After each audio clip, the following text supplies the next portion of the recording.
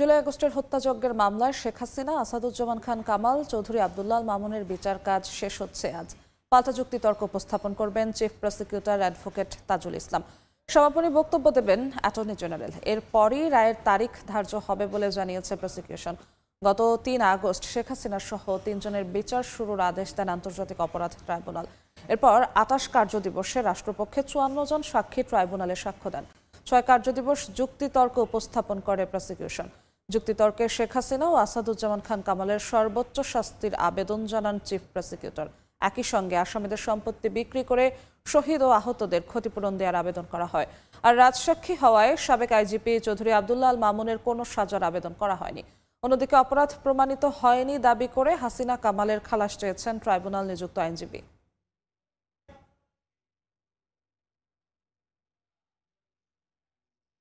এই মুহূর্তে আন্তর্জাতিক অপরাধ ট্রাইব্যুনালে আছেন সহকর্মী আফজাল হোসেন। সরাসরি যাচ্ছি তার কাছে।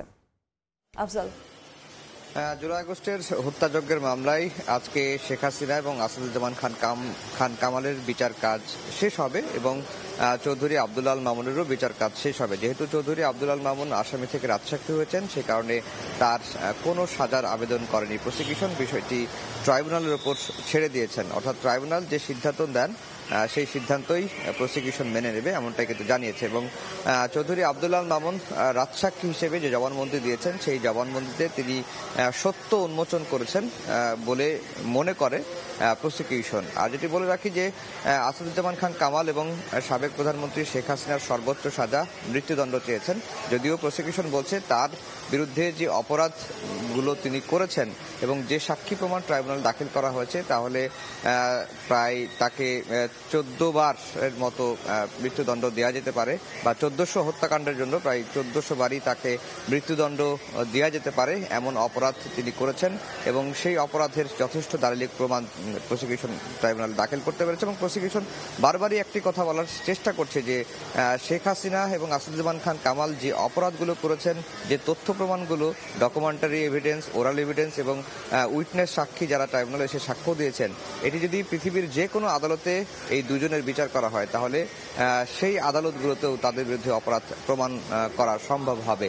আর যেটি বলে রাখি যে প্রসিকিউশনের 3টি আবেদন ট্রাইব্যুনালে তারা করেছেন। প্রথম আবেদনটি হচ্ছে যে শেখ হাসিনার আসাদুজ্জামান খান কামালের সর্বোচ্চ শাস্তি মৃত্যুদণ্ড চেয়েছেন এবং জুলাই আগস্টে শহীদ এবং আহতদের ক্ষতিপূরণ বাবদ শেখ হাসিনা এবং আসাদুজ্জামান খান কামালের সম্পত্তি বিক্রি করে তাদের দেওয়ার আবেদন জানিয়েছেন। আজকে পাল্টা যুক্তিতর্ক উপস্থাপন করবে চিফ প্রসিকিউটর। এরপর সমাপনী বক্তব্য দিবেন অ্যাটর্নি জেনারেল মোহাম্মদ আসাদুজ্জামান।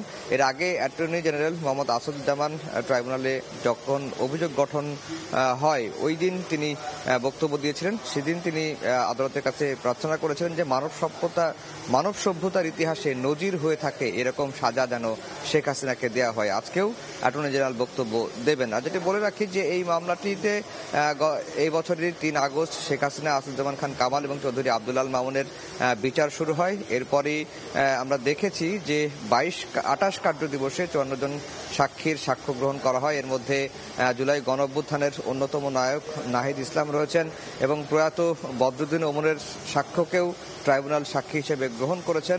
এরপরে আমরা দেখেছি যে প্রায় 6 কার্যদিবস রাষ্ট্রপক্ষ থেকে যুক্তিতর্ক উপস্থাপন করা হয় এবং 3 কার্যদিবস শেখ হাসিনা এবং কামালের পক্ষে ট্রাইব্যুনাল নিযুক্ত আইনজীবী যুক্তিতর্ক উপস্থাপন করেছেন। আজকে কিছু সময় পাল্টা যুক্তিতর্ক উপস্থাপন করবেন। এরপরই এই মামলাটি রায়ের দিন ধার্য করতে পারেন, অথবা ট্রাইব্যুনালের একটা প্রসিডিং রয়েছে যে রায়ের সরাসরি তারিখ ধার্য না করে মামলাটি রায়ের জন্য অপেক্ষমান রাখেন, হয়তো সেটিও করা হতে পারে।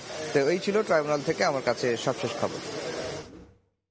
আন্তর্জাতিক অপরাধ ট্রাইব্যুনাল থেকে যুক্ত হয়েছিলেন সহকর্মী আফজাল হোসেন।